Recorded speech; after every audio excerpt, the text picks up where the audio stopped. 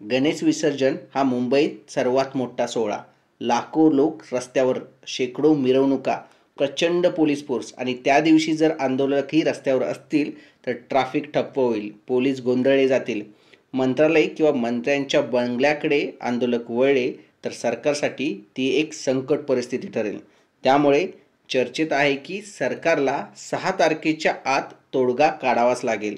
सरकार झुकणार नाही असं वारंवार सांगितलं जात आहे, पण खरा प्रश्न असा आहे की सरकारला झुकायला भाग पाडणार वातावरण निर्माण होतंय का? सरकारला दबाव केवळ आंदोलकांचा नाही तर आता उद्योग विश्वाचाही जाणवायला लागलाय. आता थोडं मागे वळून पाहूया. दिल्लीच्या सीमेवर शेतकरी आंदोलन 1.5 वर्ष चाललं. सुरुवातीला केंद्र सरकार म्हणत होतं कायदा मागं घेणं शक्य नाही, पण सततचा दबाव, मोठ्या प्रमाणावरचं जनसमर्थन आणि राजकीय समीकरणं यामुळे शेवटी सरकारला माघार घ्यावी लागली. जरांगे पाटलांचं आंदोलन त्या आठवणी ताज्या करते, कारण आता याला फक्त महाराष्ट्रात नाही तर राष्ट्रीय स्तरावरूनही पाठिंबा मिळतोय. राजेश टिकैतसारख्या शेतकरी नेत्यांनीही यामध्ये उडी घेतली आहे. राज्य पातळीवर बघितलं तर विरोधी पक्ष सक्रिय आहेत.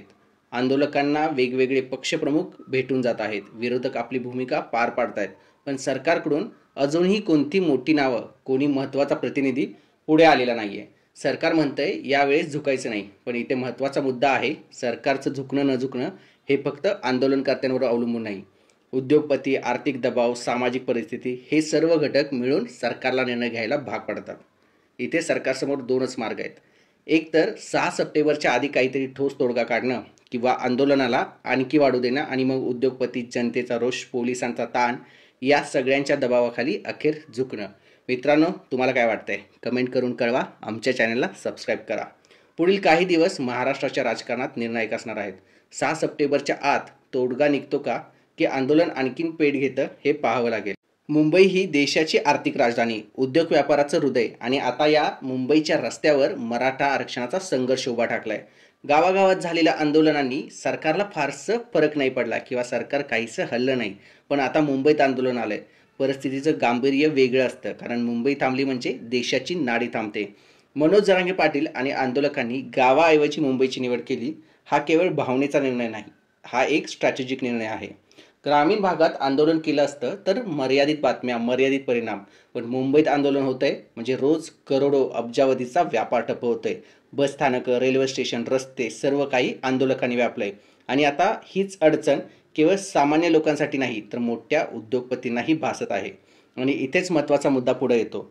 उद्योगपतींना लागलेला धक्का हा थेट सरकारलाही लागतो, कारण कोणतंही सरकार असो त्यामागे उद्योगपतींचा आधार असतोच. निवडणुका असोत, प्रकल्प असोत, फंडिंग असो, मोठमोठे उद्योगपती हेच तर राजकारणाला ऑक्सिजन देतात. आता अंबानींचं नाव या आंदोलनात पुढे आलं आहे. लालबागच्या राजावरून सुरू झालेला वाद, प्रसादालय बंद ठेवणं, VIP दर्शनात अडचण येणं हे सगळं अनंत अंबानींच्या सदस्यत्वाशी जोडून पाहिलं जाते आणि त्यामुळेच आंदोलन थेट अंबानींपर्यंत पोहोचते. अंबानींवर परिणाम म्हणजे सरकारवर प्रचंड दबाव, कारण उद्योग विश्व ढवळून निघालं तर सरकारला शांत राहणं अशक्य होतं. मित्रांनो, तुमचं मत काय? सरकार शेवटी झुकणार का की यावेळी खरोखरच ठाम राहणार? कमेंटमध्ये लिहा, व्हिडिओ शेअर करा आणि अराजकीय टॉक्सला सबस्क्राईब करा. जय महाराष्ट्र.